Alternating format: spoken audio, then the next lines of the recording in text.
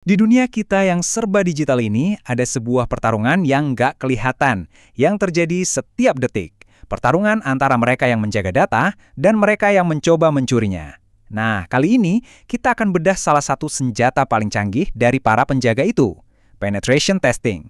Sebuah seni untuk berpikir seperti peretas demi membangun benteng yang mustahil ditembus. Pernah kepikiran nggak sih, gimana caranya perusahaan-perusahaan raksasa itu bisa tahu letak kelemahan sistem mereka, bahkan sebelum para hacker jahat menemukannya? Jawabannya, mereka nggak nunggu diserang. Justru sebaliknya, mereka menyerang diri mereka sendiri. Tentu saja, dalam sebuah simulasi perang siber yang terkontrol. Oke, sebelum kita lanjut, biar kebayang kenapa ini penting banget, kita harus paham dulu apa yang dipertaruhkan. Ini bukan sekedar soal website yang down atau nggak bisa diakses loh. Ini tentang melindungi jantung dari sebuah organisasi, aset-aset digital mereka yang paling berharga. Kita nggak cuma ngomongin nama dan alamat ya, tapi kita bicara soal data kartu kredit, catatan keuangan, rahasia dagang, formula produk, bahkan sampai cetak biru inovasi masa depan. Coba bayangin kalau semua ini bocor. Kerugiannya itu bukan cuma finansial, tapi juga reputasi dan kepercayaan yang dibangun bertahun-tahun bisa hancur seketika. Nah, disinilah pahlawannya muncul. Para pretest etis atau ethical hacker. Mereka ini para profesional keamanan siber yang dibayar bukan untuk merusak, tapi justru untuk menemukan kelemahan. Dan senjata andalan mereka? Tentu saja penetration testing atau yang biasa kita sebut pentest. Jadi apa sih pentest itu? Gini deh, bayangin Anda sengaja nyewa seorang maling profesional buat coba ngebobol rumah Anda. Tujuannya bukan buat nyuri, tapi buat nunjukin ke Anda, kunci pintu ini lemah, atau jendela ini gampang dicongkel, atau sistem alarm Anda ternyata nggak bunyi. Nah, pentest itu persis kayak gitu, tapi versi digitalnya. Sebuah serangan simulasi yang sepenuhnya diizinkan. Nah, yang seru, maling profesional ini bisa kita kasih tantangan yang beda-beda tergantung seberapa banyak informasi yang kita kasih ke mereka. Ada yang namanya pendekatan black box, di mana mereka nggak dikasih tahu apa-apa sama sekali, persis kayak hacker di dunia nyata. Terus ada gray box, mereka dikasih bocoran dikit, misalnya akun karyawan biasa, buat simulasi serangan dari orang dalam. Dan yang terakhir, white box, di mana mereka dikasih denah lengkap rumah, sampai kode sumber sistemnya untuk pemeriksaan yang paling mendalam. Oke, terus gimana cara para peretas etis ini kerja? Ini bukan asal coba-coba loh. Prosesnya itu sangat terstruktur. Ada tahapan-tahapannya yang jelas. Yuk kita coba ikuti peta jalan mereka. Pada dasarnya, misi mereka itu selalu dibagi jadi 4 fase utama. Pertama, pengintaian buat kenalan sama target. Kedua, identifikasi semua potensi celah. Ketiga, mencoba memanfaatkan celah itu untuk membuktikan adanya ancaman. Dan yang paling penting, keempat, melaporkan semuanya agar pertahanan bisa diperkuat.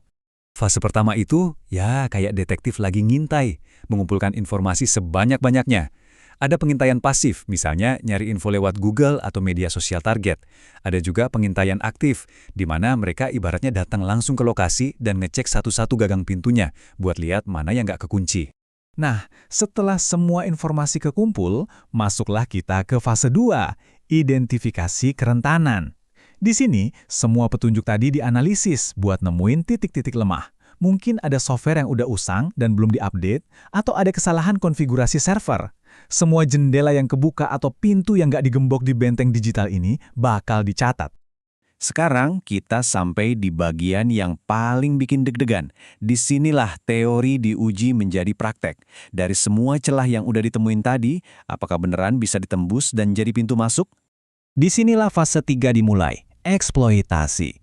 Pentester akan secara aktif mencoba membobol sistem. Ingat ya, tujuannya bukan buat nyuri data atau bikin kerusakan, tapi cuma buat ngebuktiin secara nyata. Ibaratnya mereka masuk, menancapkan bendera kecil, lalu keluar lagi, cuma buat bilang, tuh kan, beneran bisa masuk. Biar gampang kebayang, salah satu teknik paling umum itu namanya SQL injection. Ini tuh pada dasarnya kayak kita ngisengin sebuah website dengan perintah khusus yang bikin website itu bingung dan akhirnya malah ngasih semua isi database rahasianya. Simple kelihatannya, tapi dampaknya bisa fatal banget. Oke, mereka berhasil masuk. Misi selesai? Tunggu dulu. Justru, ini bukan akhir. Bagian yang paling penting dari seluruh proses ini sebenarnya baru mau dimulai. Tujuannya adalah membangun benteng yang jauh lebih kuat dari sebelumnya. Karena gini, kesuksesan seorang pentester itu nggak diukur dari seberapa jago dia nembus sistem, tapi diukur dari seberapa bagus dan seberapa jelas laporan yang dihasilkan. Karena itu, hasil akhir yang paling berharga bukanlah akses yang didapat, melainkan laporan yang mendalam.